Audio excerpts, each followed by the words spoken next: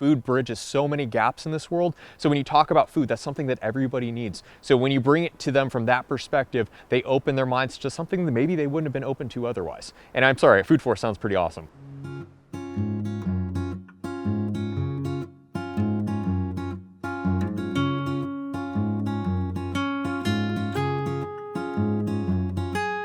Hi, my name's Josh, and today we're going to be discussing my food forest that I'm experimenting with here in Chugiak, Alaska. A lot of us are familiar with gardens, where a lot of it is monoculture, you're growing certain crops within spaces, which makes a lot of sense when you're trying to produce a certain amount. But a food forest, it's new to a lot of us, where you're marrying ecology and agriculture and horticulture all together and growing food in a system. And people think of it as this new concept, but it's in reality something that's been practiced by indigenous communities and societies across the globe since time immemorial.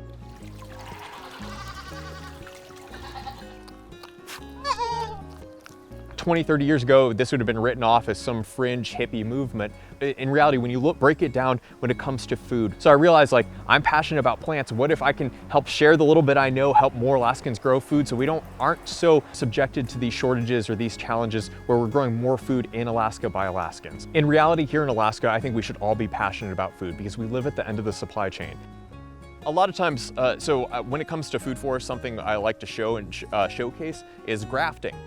Grafting different varieties on the same tree enables me to get cross-pollination and a little bits of different varieties of plum versus having 100 pounds of one variety that all ripens at once. I saw it off and then I split it and line up the cambium and insert it like a little wedge and then tape it up with parafilm.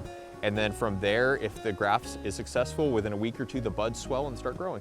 So literally, I inserted a piece of lanyap gold and then the bud that started swelling became this new branch. Once you learn that technique, it can be applied in so many capacities. After that, I'm just saying the world, like the sky is the limit. You have to try everything. Alaskans are inherently creative. They inherently think outside the box because they have to.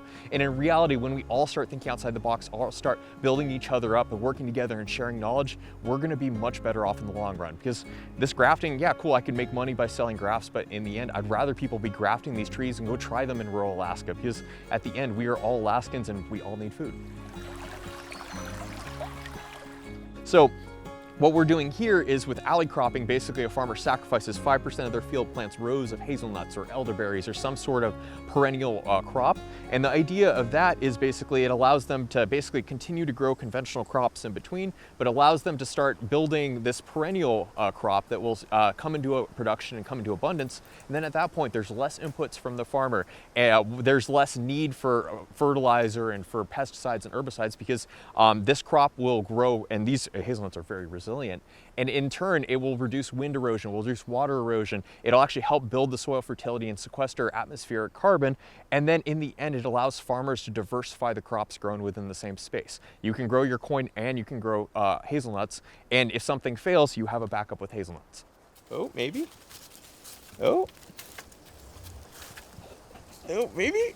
Being a queer person who grew up in rural Alaska, there wasn't really such a thing as happily ever after for people like me. So the world that I live in, mind you, where there's a lot of challenges and a lot of things that we're still fighting for, but being in this moment and sharing the knowledge is beyond the dream. And it's just, I honestly, like, people talk about the plan and they have everything planned out years and years. I didn't have a plan to make it this far. So in reality, every day is just an amazing opportunity to share with the people around me and try to make the world a better place. Mind you, there's days where it doesn't feel like we're doing a whole lot, but there's other days that we see the changes, we see the impacts on our communities, and it just inspires me to be louder and do more. So, and amazing, and come to find out there's a lot of amazing people that share that experience, and I think we're gonna change the world together.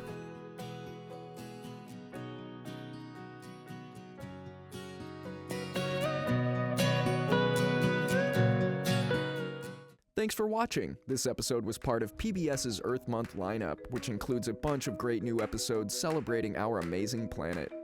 We wanted to highlight a new video from WPBS TV about hydroponics, the practice of farming with water instead of soil.